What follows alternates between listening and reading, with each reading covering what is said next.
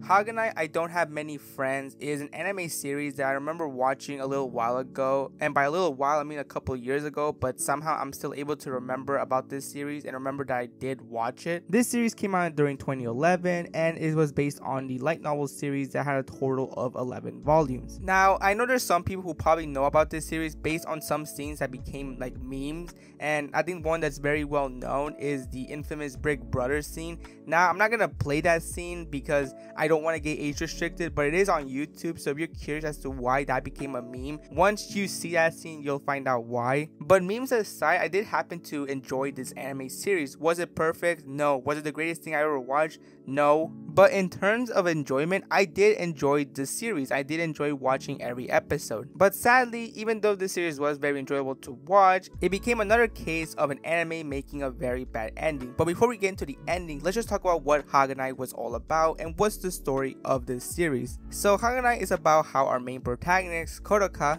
is transferring to a new school and he hopes that he's able to make friends. However, it seems that luck is not on his side, as people in his class don't want to be friends with him. It's because he looks like a delinquent, and that's mainly due to the fact that he has blonde hair and has an intimidating expression. Thinking that he's not going to be able to have any friends in high school, he decides to give up on trying to make new friends. However, that all changes when he meets another loner named Yozora, who also doesn't have any friends whatsoever. After a few conversations between each other, they decide to make a club called the Neighbors Club, a club that is for people who don't have any friends just like them. And later on in the series, this club manages to have new members, those being Senna, the headmaster's daughter, Rika, who is a very intelligent person but oftentimes has a habit of making some very interesting comments, and then there's Yukimura, who is a girl but believes to be a boy and actually seeks help from Kotaka to try to be a boy. What makes it so ironic is the fact that this club is considered a club for people who don't have friends, when technically they could be considered friends, because after this they just start hanging out, they interact with each other, they spend more time together. But for some reason, for a good portion of the series, they didn't even acknowledge this. They just simply thought this was just a club for people who have no friends, but technically speaking they could be considered friends just because of how much they hang out with each other. But anyway, moving along, while the series didn't really do anything too special and didn't do anything too unique that you haven't seen from other animes, what made this anime really enjoyable was just the dynamic between the characters. Each character had a very different and very unique personality, whether it was the rivalry between Yozora and Senna, or the interesting comments that Rika would say to Kotaka. There was just something about these characters' dynamic that just really made this series more enjoyable to watch.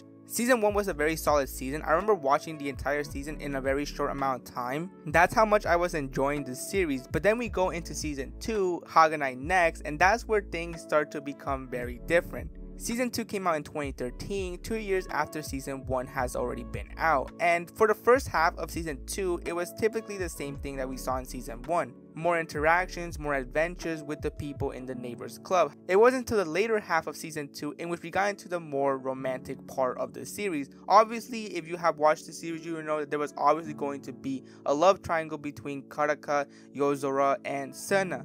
But the interesting thing about Season 2 is that it mainly focused on the relationship between Kotaka and Senna. Yozora was still in Season 2, but she wasn't the main spotlight as she was in Season 1. And this was clearly shown once again in Season 2, where it mainly focused on the relationship between Senna and Kotaka, as it's very clear that it has changed ever since they've been in the club. As later on in the series, we find out there's actually some history between Kotaka and Senna, in which apparently they actually have met before when they were children. So clearly there's some history between these two characters. And not to mention how in Season 2 you can clearly tell that Senna became a different character compared to Season 1. In Season 1 she was this cocky, egotistical girl who only cared about herself and nobody else. However, in Season 2 you can clearly tell that ever since she's been in the club she has changed so drastically. It's very clear that now she actually does care about other people, especially the people who are in the club. And if I'm being honest, it was at these kind of moments that really made me think that Senna was actually going to be the one who was going to win in this love triangle, that Kotaka and Senna were going to be the ones to be together. However, that wouldn't be the case, as towards the end of the season, when Senna actually reveals how she actually feels about Kotaka, Kotaka is very confused and has no idea how to respond to that, and is later on revealed that Kotaka has since been ignoring the Neighbors Club ever since Senna has pretty much confessed how she actually feels about him.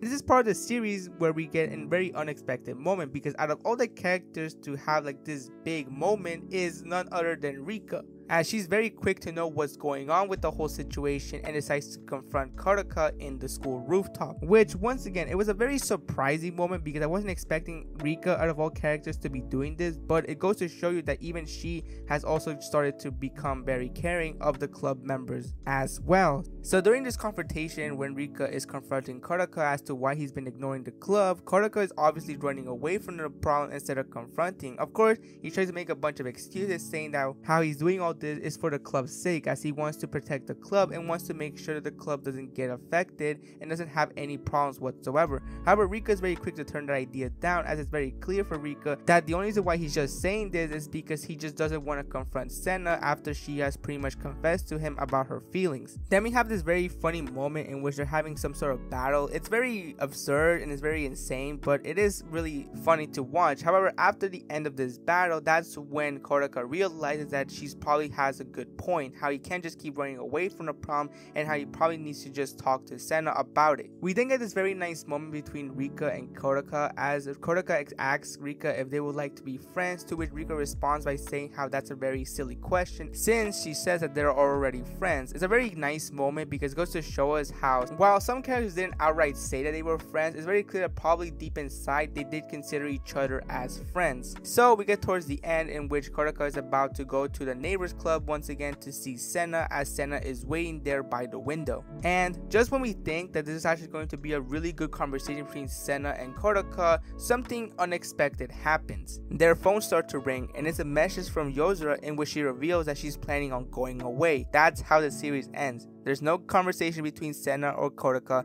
There's no confession. That's how the series ends. Which I remember the first time watching it, I was more confused than mad because I was confused why they decided to end the series like that. Why did the anime decide to bring back Yozora back to the story when it was established in season 2? Like I mentioned, that later on in season 2, it was heavily focusing on the relationship between Senna and Kotaka, as it's very clear that the relationship started to change drastically. This was the worst way to end not just season 2 but the entire series, because after that there was no season 3. Like after season 2 there is no season 3 of Haganai. This is how the season ends, just like that. And don't get me wrong, there's nothing wrong with open endings. If done right, open endings can work, but this is not a case of a good open ending. Like it's very clear that there was things that were supposed to happen. Obviously Kotaka was supposed to talk to Senna about her confession that she said to him. That was the whole point between the fight between Rika and Kotaka. It was the reason why Rika was fighting Kotaka, is because she wanted him to confront what he was supposed to do with Senna, not just run away from the problem. But the way things ended, that's pretty much has lost its purpose. Like the whole fighting between Rika and Kotaka has lost its main purpose because nothing happened. Like at the very last minute, Yozora was added back to the story even though she wasn't the main focus. It's very clear that they were going to probably make a season 3, but I guess some stuff happened behind the scenes and then season 3 never happened, and that's the ending we got from the anime. Now you may be saying that I should just probably read the light novels, and maybe most likely the light novel has a better ending than the anime. Well, I'm sorry to say this, but I've done my research on how the light novel ended,